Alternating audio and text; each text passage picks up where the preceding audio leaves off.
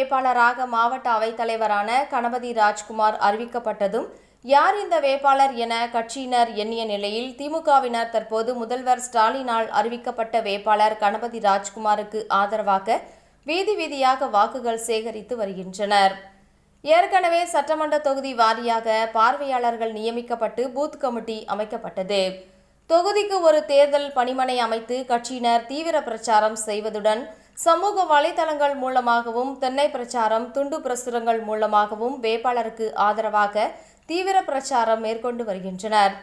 கோவை பாராளுமன்ற தொகுதி தலைமை தேர்தல் பணிமனை அமைக்கப்பட்டு தகவல் தொழில்நுட்ப அணி நிர்வாகிகள் மூலம் தொகுதியின் அனைத்து கள நிலவரங்களையும் அறிந்து கொள்வதற்கும் ஆலோசனை வழங்குவதற்கு ஏதுவாக பேரும் செயல்படுத்தப்பட்டு வருகிறது.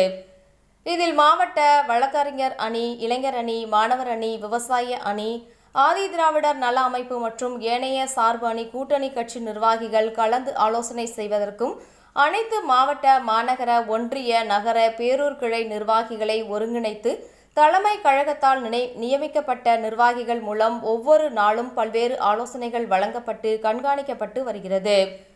பாராளுமன்ற தொகுதிக்கு உட்பட்ட 6 சட்டமன்ற தொகுதியில் கோவை வடக்கில் 22, கோவை தெற்கில் 11, சிங்காநல்லூரில் 21, பல்லடத்தில் 32, சூலூரில் 29, கவுண்டபாளையத்தில் 63 அலுவலகங்களும் செயல்படுத்தப்பட்டு வருகின்றன. தகவல் தொழில்நுட்ப அணியினரால் தொகுதிக்கு தலா ஒரு வேரூம் அமைக்கப்பட்டு தேர்தலுக்கான பல்வேறு பணிகள் முடுக்கிவிடப்படுகின்றன. திமுக வேட்பாளர் கணபதி ராஜ்குமார் வேட்புமனு தாக்கல் செய்த பின்னரே சூறாவளி பிரச்சாரம் மேற்கொண்டு வருகிறார். கோவை நாடாளுமன்றத்திற்கு உட்பட்ட பல்வேறு பகுதியில் பிரச்சாரம் மேற்கொண்டு வரும் அவருக்கு பொதுமக்கள் உற்சாக வரவேற்பு அளித்து மகத்தான ஆதரவினை அளித்து வருகின்றனர்.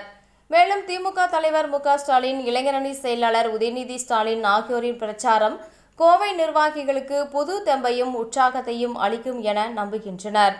திமுக தலைவர் மு.க.ஸ்டாலினால் அறிவிக்கப்பட்ட தேர்தல் பொறுப்பாளரில் ஒருவரான தொழில்துறை அமைச்சரின் வருகை தொழில் நகரமான கோவையின் வளர்ச்சிக்கு பெருதுணையாக இருக்கும் என தொழிலதிபர்கள் தங்களின் கனிவான பார்வையை திமுகவை நோக்கி திருப்பியிருக்கின்றனர்.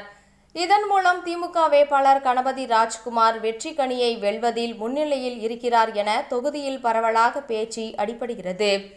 வேட்பாளர் கணபதி ராஜ்குமாருக்கு உதயசூரியன் சின்னத்தில் வாக்குகள் கேட்டு பொதுமக்கள், தொழிலதிபர்கள், பல்வேறு சமுதாய தலைவர்கள், முக்கிய அரசியல் ஆளுமைகள் என பல்வேறு தரப்பினரை சந்தித்து வாக்கு சேகரிப்பு ஈடுபட்டு வருகின்றனர் நிர்வாகிகள்.